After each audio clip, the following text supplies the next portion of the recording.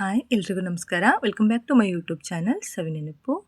ಇವತ್ತು ನಾವು ಹಬ್ಬದ ವಿಶೇಷವಾಗಿ ಹೋಳಿಗೆ ಸಾರು ಹೇಗೆ ಮಾಡೋದಂತ ನೋಡೋಣ. ಅದಕ್ಕೂ ಮುಂಚೆ ಪ್ಲೀಸ್ ನನ್ನ ಚಾನಲ್ನ ಸಬ್ಸ್ಕ್ರೈಬ್ ಮಾಡ್ಕೊಂಡು ನೋಡಿ. ನೀವು ಸಬ್ಸ್ಕ್ರೈಬ್ ಮಾಡೋದ್ರಿಂದ ನನಗೆ ಹೊಸ ವಿಡಿಯೋ ಮಾಡೋಕ್ಕೆ ಮೋಟಿವೇಶನ್ ಆಗುತ್ತೆ. ಈಗ ಹೇಗೆ ಮಾಡೋದಂತ ನೋಡೋಣ. ಗ್ಯಾಸ್ ಮೇಲೆ ಒಂದು ಹಂಚಿಟ್ಕೊಂಡು ಒಂದು ದೊಡ್ಡದಾಗಿರೋ ಈರುಳ್ಳಿನ ಹೆಚ್ಚಾಕ್ಕೊಂಡಿದ್ದೀನಿ. ಎಣ್ಣೆ ಬಿಟ್ಕೊಂಡು ಚೆನ್ನಾಗಿ ಹುರ್ಕೋಬೇಕು. ಅದಕ್ಕೆ 2 ಗಡ್ಡೆ ಆಗೋವಷ್ಟು ಬೆಳ್ಳುಳ್ಳಿನ ಸೇರಿಸ್ಕೋಬೇಕು.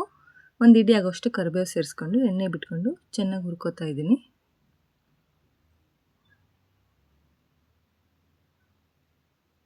ಈಗ ಇವನ್ನ ತೆಗೆದು ಅದೇ ಹಂಚಿಗೆ 1 ಇಡಿ ಆಗೋವಷ್ಟು ಒಣಮೆಣಸಿನ್ಕಾಯಿ ಹಾಕ್ಕೊಂಡು ಎಣ್ಣೆ ಬಿಟ್ಕೊಂಡು ಚೆನ್ನಾಗಿ ಹುರ್ಕೋತಾ ಇದ್ದೀನಿ. ನನಗೆ ಹೋಳಿಗೆ ಸಾರು ಮಾಡಬೇಕು ಅಂದ ತಕ್ಷಣವೇ ನಮ್ಮ ಅಮ್ಮನ ಸಾಂಬಾರು ನೆನಪು ಬರುತ್ತೆ. ನಮ್ಮಮ್ಮ ಅದೇನು ಹಾಕಿ ಮಾಡ್ತಿದ್ರೋ ಗೊತ್ತಿಲ್ಲ. ಇದೇ ಐಟಮ್ಸೇ ಹಾಕಿ ಮಾಡಿದ್ರು ನಮ್ಮ ಅಮ್ಮನ ರುಚಿ ಅಂತೂ ಇವತ್ತಿಗೂ ಬಂದಿಲ್ಲ. ಅಷ್ಟು ಚೆನ್ನಾಗಿ ಮಾಡ್ತಿತ್ತು. ನಮ್ಮ ಅಮ್ಮನ ಕೈಯಲ್ಲಿ ಮ್ಯಾಜಿಕ್ಕೇ ಇದೆ ಅನಿಸುತ್ತೆ. ನೀವು ಈ ಥರ ಟ್ರೈ ಮಾಡಿರಿ, ನಿಮಗೂ ಇಷ್ಟ ಆಗುತ್ತೆ.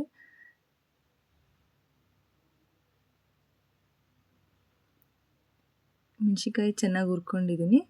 ಈಗ ಎತ್ತಿಟ್ಕೊಂಡು ಮಸಾಲೆ ಮಾಡ್ಕೊಳ್ಳೋಣ.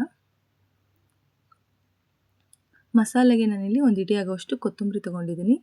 1 ಸ್ಪೂನ್ ಆಗೋವಷ್ಟು ಗಸಗಸೆ ತೊಗೊಂಡಿದ್ದೀನಿ. ಹುರಿದಿಟ್ಕೊಂಡಿರೋ ಬೆಳ್ಳುಳ್ಳಿ, ಈರುಳ್ಳಿ, ಕರಿಬೇವನ್ನು ಅದರಲ್ಲೇ ಹಾಕ್ಕೊಂಡಿದ್ದೀನಿ.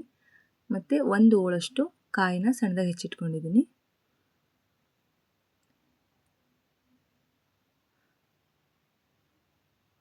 ಒಂದು ಮಿಕ್ಸಿ ಜಾರ್ ತೊಗೊಂಡು ನಾನಿಲ್ಲಿ ಹೂರಣ ಮಿಕ್ಸಿ ಮಾಡಿದ್ನಲ್ಲ ಅದೇ ಮಿಕ್ಸಿ ಜಾರ್ಗೆ ಹಾಕೋತಾ ಇದ್ದೀನಿ. ಇಲ್ಲಿ ಬೇಳೆ ಬೇಯಿಸ್ಬೇಕಾದ್ರೆ 1 ಇಡಿ ಆಗೋವಷ್ಟು ಬೇಳೆನ ಎತ್ತಿಟ್ಕೊಂಡಿದ್ದೆ, ಬೆಂದಿರೋ ಬೇಳೆನ ಅದನ್ನು ಸೇರಿಸ್ಕೊತಾ ಇದ್ದೀನಿ. ಕೊಬ್ಬರಿ,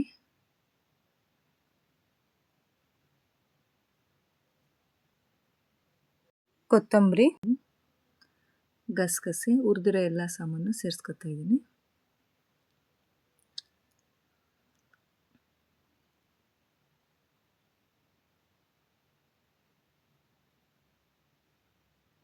ಒಣಮೆಣಸಿನ್ಕಾಯಿ ಹುರಿದಿರೋ ಅದರಲ್ಲಿ ಅರ್ಧ ಎತ್ತಿಟ್ಕೊಂಡು ಅರ್ಧ ಮಸಾಲೆಗೆ ಹಾಕ್ಕೋತಾ ಇದ್ದೀನಿ.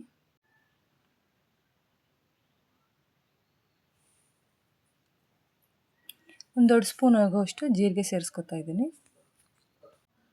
ನಾನಿಲ್ಲಿ ಮಸಾಲೆಗೆ ಚಕ್ಕೆ, ಏಲಕ್ಕಿ, ಲವಂಗ ಯಾವುದನ್ನು ಸೇರಿಸ್ಕೊತಾ ಇಲ್ಲ. ನಾನು ಸಾಂಬಾರು ಪುಡಿಲೇ ಹಾಕಿರೋದ್ರಿಂದ ಸೇರಿಸ್ಕೊತಾ ಇಲ್ಲ. ಇಲ್ಲಿ 1 ಇಡಿ ಆಗುವಷ್ಟು ಹುಣಸೆಹಣ್ಣನ್ನು ನೆನೆ ಹಾಕೊಂಡಿದ್ದೀನಿ. ಇಲ್ಲಿ ಒಂದು ಪಾತ್ರೆ ಇಟ್ಕೊಂಡು ಪಾತ್ರೆಗೆ ಎಣ್ಣೆ ಸೇರಿಸ್ಕೊಂಡಿದ್ದೀನಿ. ಸಾಸಿವೆ, ಕರಿಬೇವು ಹಾಕ್ಕೊಂಡು ಕರಿಬೇವು ಚಿಟಪಟ ಅಂದಮೇಲೆ ಮಿಕ್ಸಿ ಮಾಡ್ಕೊಂಬಂದಿರೋ ಮಸಾಲೆ ಸೇರಿಸ್ಕೊತಾ ಇದ್ದೀನಿ.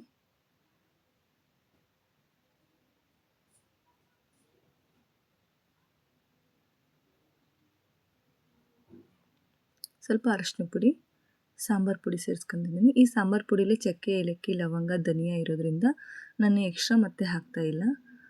ಹೋಳಿಗೆ ಸಾಂಬಾರು ಮೈಲ್ಡಾಗಿರಬೇಕು. ಹೆಚ್ಚಾಗಿ ಮಸಾಲೆ ಅನಿಸಿದರೆ ಅಷ್ಟು ರುಚಿಯಾಗಿರಲ್ಲ ಅಂತ ನನ್ನ ಅನಿಸಿಕೆ. ಇಲ್ಲಿ ಬೇಳೆ ಬೇಯಿಸ್ಕೊಂಡಿರೋ ಕಟ್ಟನ್ನು ಸೇರಿಸ್ಕೊತಾ ಇದ್ದೀನಿ. ಮಿಕ್ಸಿ ಜಾರ್ ತೊಳೆದು ಹಾಕ್ಕೋತಾ ಇದ್ದೀನಿ.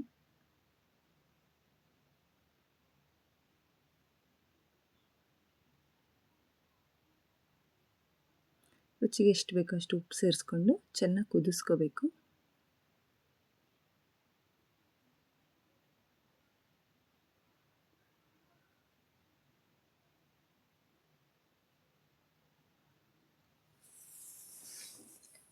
ಒಂದು 10 ನಿಮಿಷ ಚೆನ್ನಾಗಿ ಕುದಿಬೇಕು. ಇದು ಚೆನ್ನಾಗಿ ಕುದಿಬೇಕಾದ್ರೆ ಹುಣಸೆಹಣ್ಣಿನ ಹುಳಿ ಹಿಂಡ್ಕೋತಾ ಇದ್ದೀನಿ.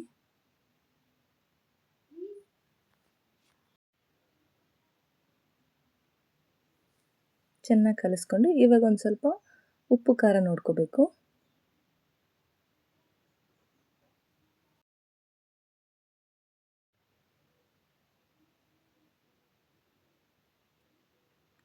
ಈ ಹೋಳಿಗೆ ಸಾರಿಗೆ ಹೆಚ್ಚಾಗಿ ರುಚಿ ಕೊಡೋದು ಅಂದರೆ ಇವಾಗ ಹಾಕ್ತೀವಲ್ಲ ಈ ಹೂರಣ. ನಾನಿಲ್ಲಿ ಒಂದು ದೊಡ್ಡ ನಿಂಬೆಹಣ್ಣಿನ ಗಾತ್ರದಷ್ಟು ಹೂರಣ ಸೇರಿಸ್ಕೊತಾ ಇದ್ದೀನಿ. ಇವಾಗಲೇ ಈ ಸಾಂಬಾರು ಉಪ್ಪು, ಖಾರ, ಹುಳಿ, ಸಿಹಿ ಅಂತ ತುಂಬ ರುಚಿಯಾಗಿರುತ್ತೆ. ಹುರಿದಿಟ್ಕೊಂಡಿದ್ವಲ್ಲ ಎಕ್ಸ್ಟ್ರಾ ಮೆಣಸಿನ್ಕಾಯಿ ಅವನ್ನ ಸೇರಿಸ್ಕೊಂಡು ಚೆನ್ನಾಗಿ ಲೋ ಫ್ಲೇಮಲ್ಲಿ ಒಂದು 10 ನಿಮಿಷ ಕುದಿಯೋಕ್ಕೆ ಬಿಟ್ಬಿಟ್ರೆ ನಮಗೆ ರುಚಿಕರವಾದ ಘಮ ಅನ್ನೋ ಹೋಳಿಗೆ ಸಾಂಬಾರು ರೆಡಿ ಆಗುತ್ತೆ. ಈ ಸಾಂಬಾರು ಎಷ್ಟು ಕುದಿಸ್ತೀವೋ ಅಷ್ಟು ರುಚಿಯಾಗಿರುತ್ತೆ. 2 ದಿನ 3 ದಿನ ಆದಮೇಲೂ ಈ ಸಾಂಬಾರು ರುಚಿ ಇನ್ನೂ ಜಾಸ್ತಿ ಆಗುತ್ತೆ ಹೊರತು ಒಂದು ಸ್ವಲ್ಪನೂ ಬೇಜಾರಾಗಲ್ಲ. ಒಂದು ಸರಿ ಈ ಥರ ಟ್ರೈ ಮಾಡಿ ನೋಡಿರಿ, ನೀವೇ ಹೇಳ್ತೀರಾ ತುಂಬ ಚೆನ್ನಾಗಿತ್ತು ಅಂತ.